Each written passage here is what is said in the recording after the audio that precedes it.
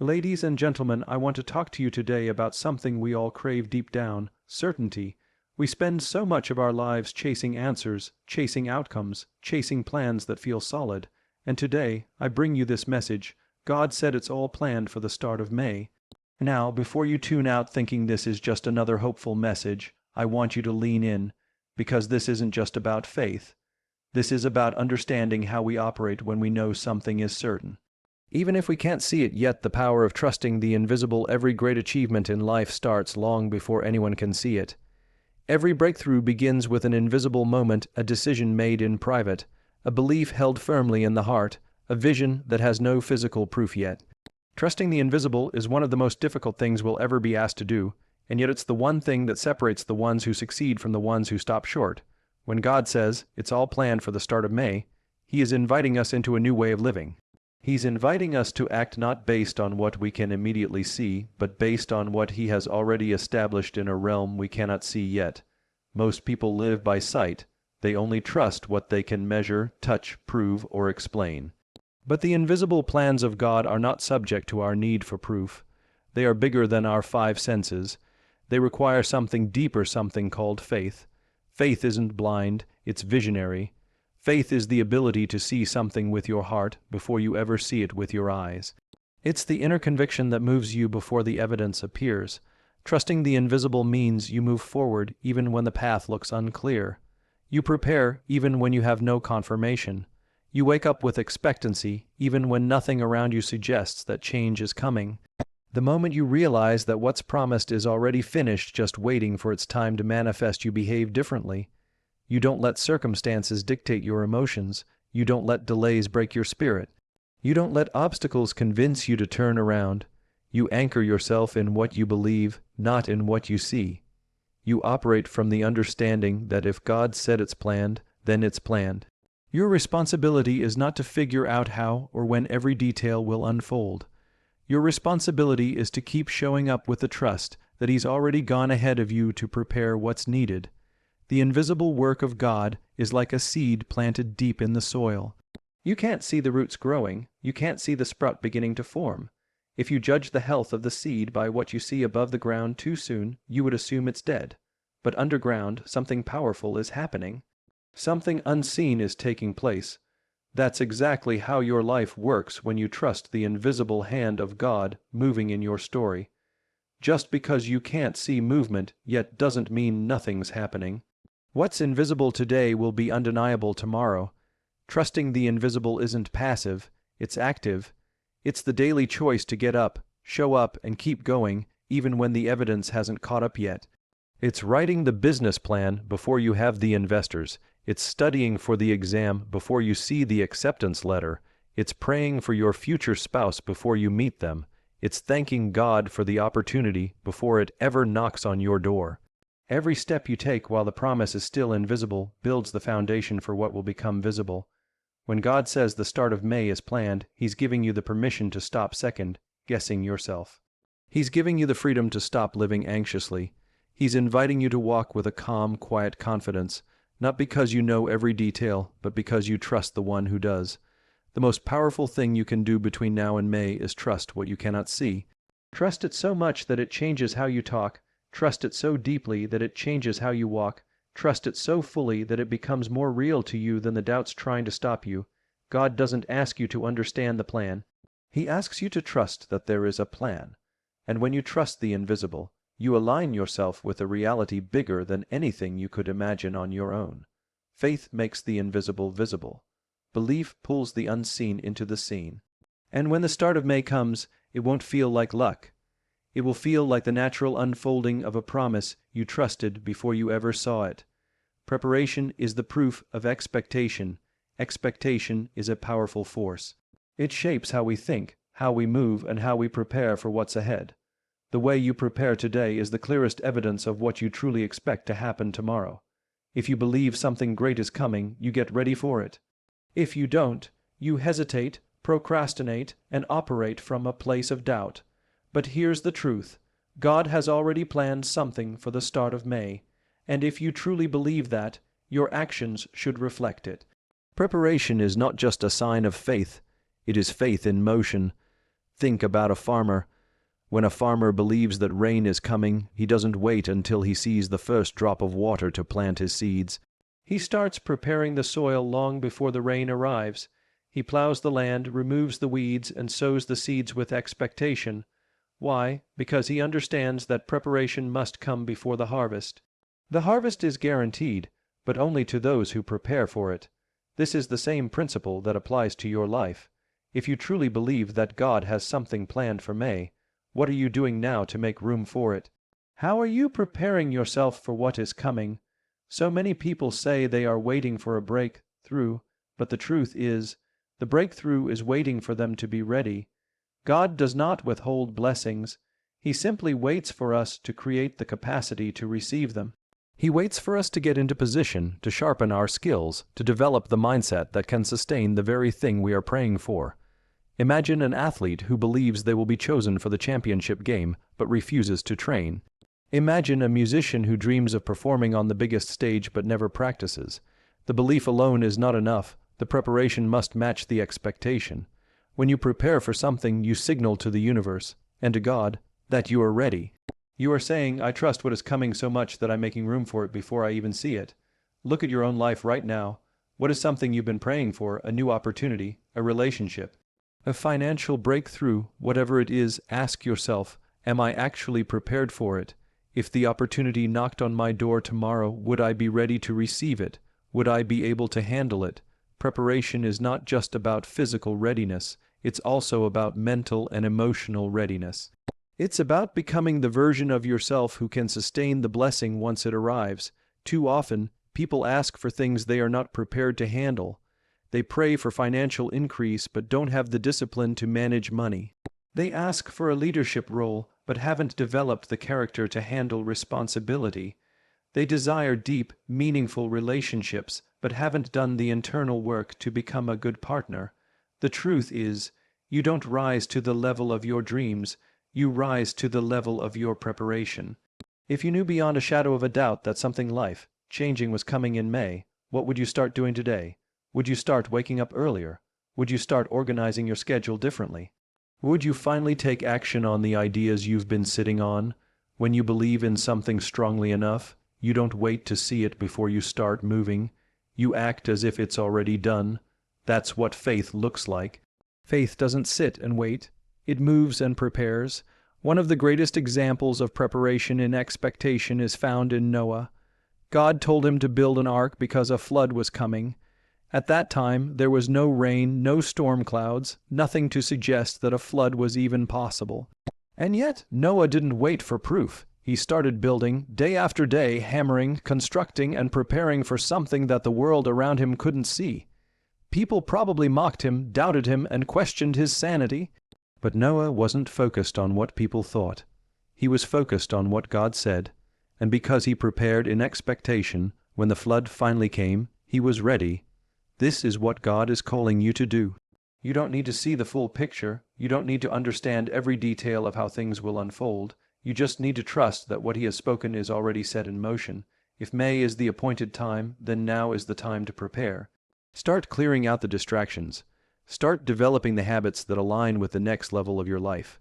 Start speaking, acting, and thinking like someone who knows the promise is coming, not someone who hopes it will come. The truth is, the way you prepare today determines the way you will step into your future.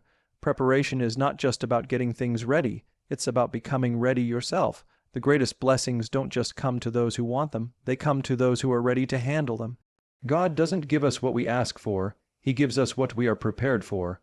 So the question is not whether May will bring something great. The question is whether you will be ready when it does. Why timing matters. Timing is one of the most underestimated forces in life. People talk a lot about talent, they talk a lot about hard work, they even talk a lot about luck. But they often forget that timing can make the difference between success and failure, between frustration and fulfillment, between wandering and winning. When God says that something is planned for the start of May, He is not being random or vague. He is revealing a truth about timing, that there is a right moment, an appointed season, a divinely orchestrated window when things are meant to happen.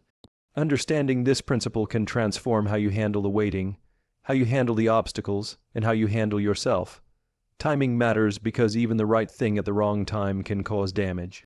Imagine trying to harvest crops before they have fully ripened. You would end up with bitter fruit and wasted effort. Imagine forcing open a rose, bud before it naturally blooms. You would destroy something beautiful simply because you couldn't wait. In life, just like in nature, there is a sequence, a rhythm, a divine order. You are not waiting because you are forgotten. You are waiting because the environment around you and the environment within you are still aligning to produce the best possible result.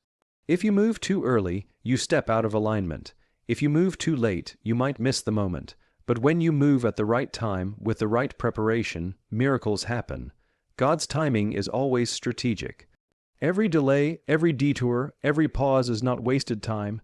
It is preparation time. It is setup time. It is foundation time.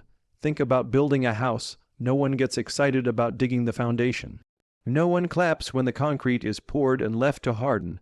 But that invisible part of the process is what determines whether the house can stand strong when storms come.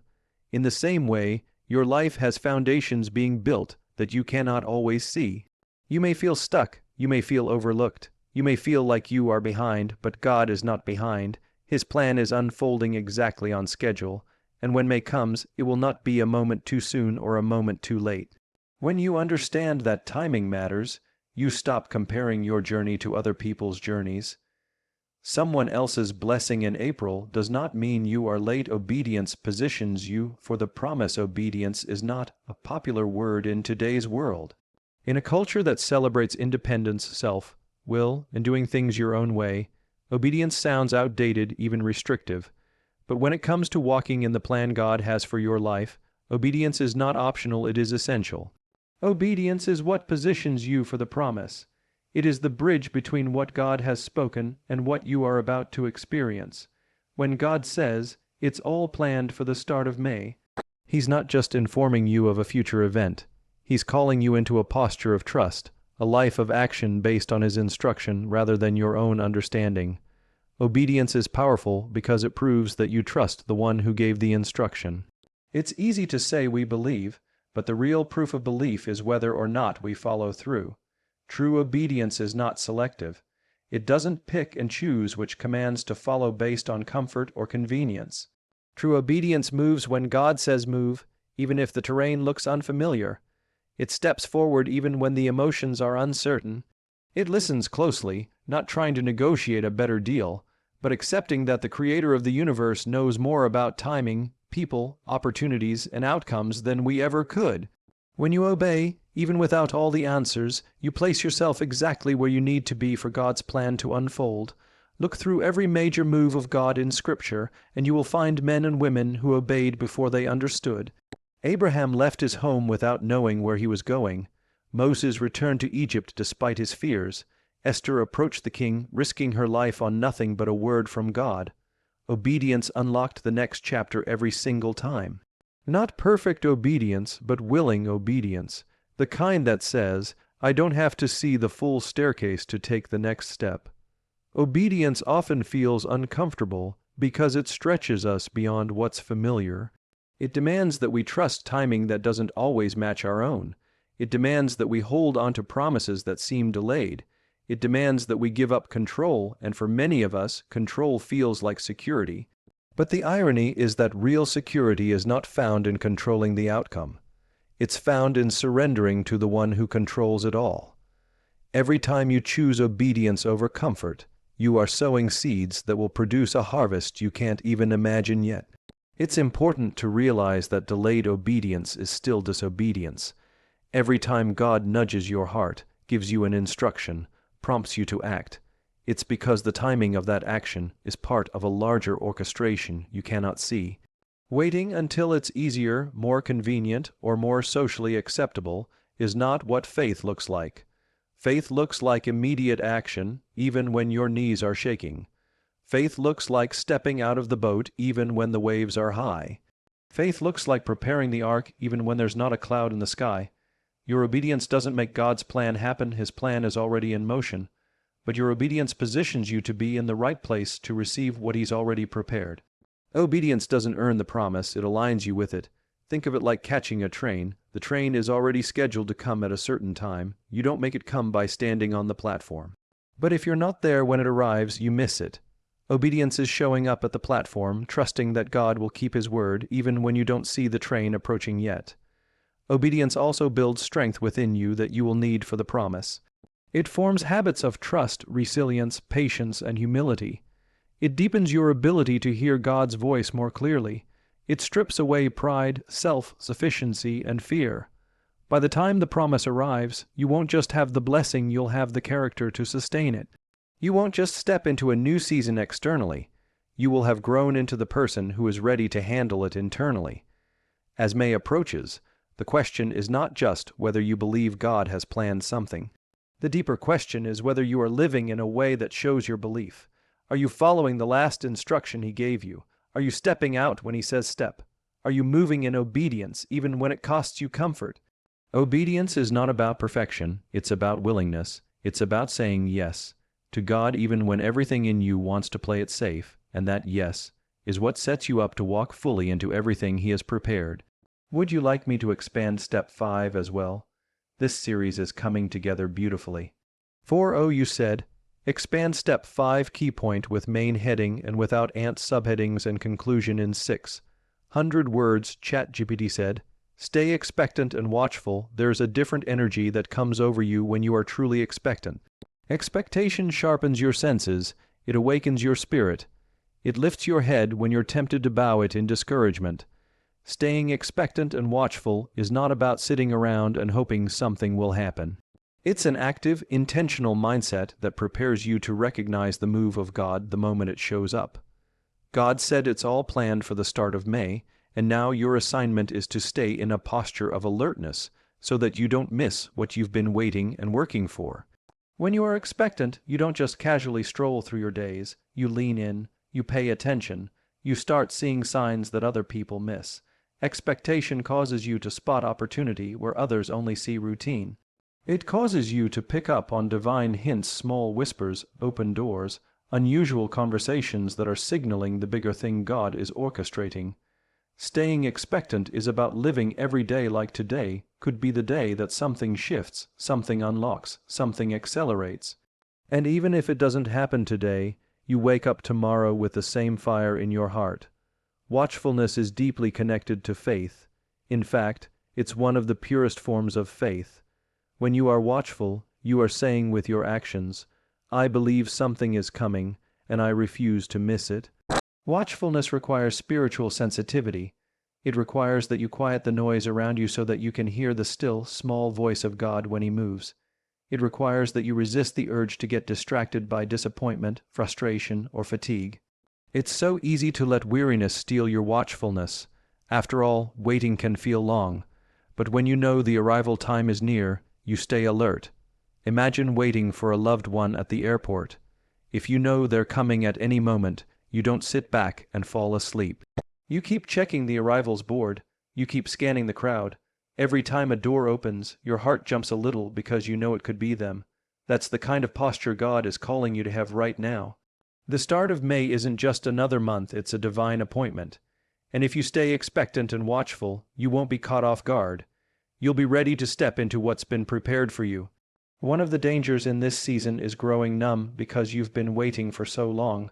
The enemy loves to use the weapon of discouragement to get you to stop expecting. If he can get you to believe that nothing's happening, you'll stop preparing. If he can get you to think that it's all just wishful thinking, you'll miss the very moment that heaven breaks through. That's why staying expectant is not just a nice idea, it's spiritual warfare. It's a declaration of faith that says, I still believe, I'm still watching, I'm still ready.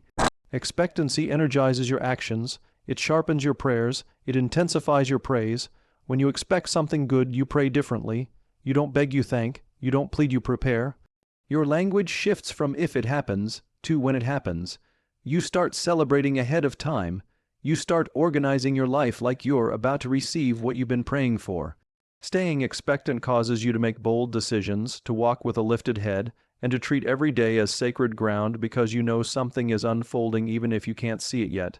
God responds to expectancy. All throughout Scripture, Jesus responded to those who came to him with expectation. The woman with the issue of blood didn't just hope she would be healed, she expected that if she touched the hem of his garment, something would happen. And because of her expectation, she received what others standing nearby did not. The same principle applies today. God meets people at the level of their faith, and expectancy is one of the loudest expressions of faith you can demonstrate. The start of May has been marked by heaven. You are standing on the edge of something significant. Don't let the enemy steal your watchfulness. Don't let your past disappointments dull your spirit. Stay sharp. Stay hungry. Stay watchful. Live every day between now and then like you are moments away from a miracle, because you are. And when it happens, you'll be ready, not surprised, not scrambling, but standing in confidence, fully aligned, fully prepared, fully awake to the goodness of God breaking into your life.